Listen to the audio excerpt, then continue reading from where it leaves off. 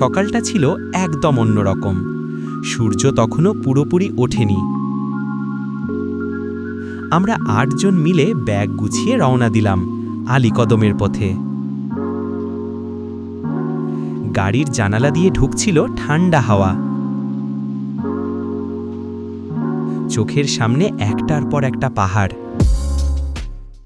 দুই পাশে মাথা উঁচু করে দাঁড়িয়ে আছে পাহাড়, আর মাঝখান দিয়ে ধীরে ধীরে বয়ে যাচ্ছে এক নরম শান্ত নদী।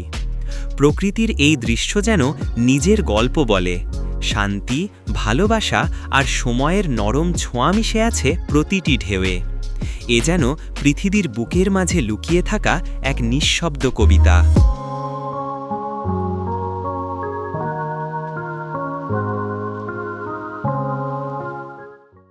মনে হচ্ছিল শহরের ব্যস্ততা থেকে মুক্তি পেয়ে নতুন এক দুনিয়ায় যাচ্ছি। রাস্তাটা সরু, কিন্তু যত এগোচ্ছি ততই সুন্দর। গন্তব্যে পৌঁছানো রুংরাং এইস্তং পাহাড়। অবশেষে আমরা পৌঁছে গেলাম মেনিওয়াং পাড়ায়।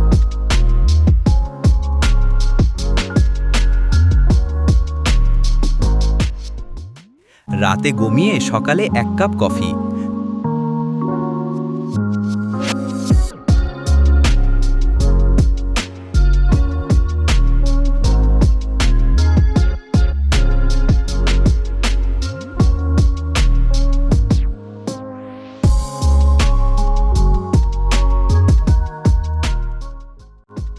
তারপর আমরা অনেক অনেক সুন্দর ভিউ দেখে চলে গেলাম খেমচং পাড়ায়। সেখানে পৌঁছে চলে গেলাম ইস্তং সামিট করার জন্য। নিচে আলীকদম,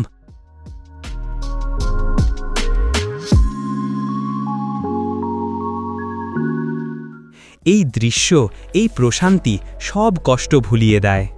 পাহাড়ে সময় কাটানো, হাসি, ছবি, ড্রোন শট। আমরা কেউ ছবি তুলছি, কেউ ড্রোন উড়াচ্ছি, কেউ চুপচাপ বসে হাওয়া খাচ্ছি। ওপরে কুয়াশা ঘেরা সবুজের রাজ্য। পায়ের নিচে কাদা, ঘাম ঝরছে, কিন্তু তাতে কি? পাহাড়ের চূড়া থেকে নিচে তাকিয়ে মনে হচ্ছিল পৃথিবীটা কত সুন্দর।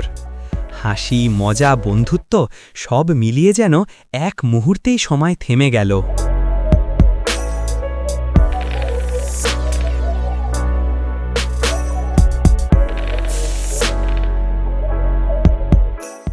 বিকেল, ফেরার পথ। সূর্য ধীরে ধীরে নামছে নিচে। আমরা নামছি পাহাড় থেকে, কিন্তু মনে হচ্ছে কিছু একটা ফেলে যাচ্ছি এখানে। হয়তো আমাদের হাসি, হয়তো কিছু মেমোরি। গাড়িতে ফেরার পর সবাই চুপচাপ, কেউ কিছু বলছে না, কিন্তু সবার চোখে একটাই কথা, এই ট্রিপ মনে থাকবে আজীবন।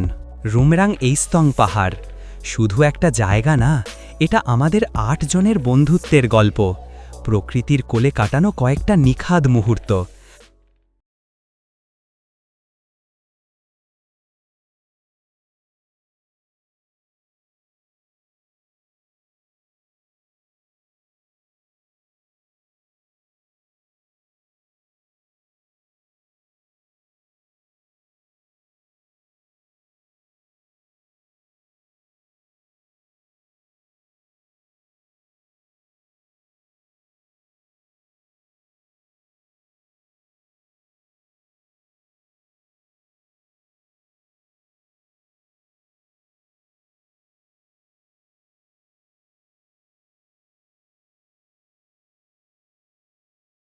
গন্তব্যে পৌঁছানো রুংরাং এইস্তং পাহাড়।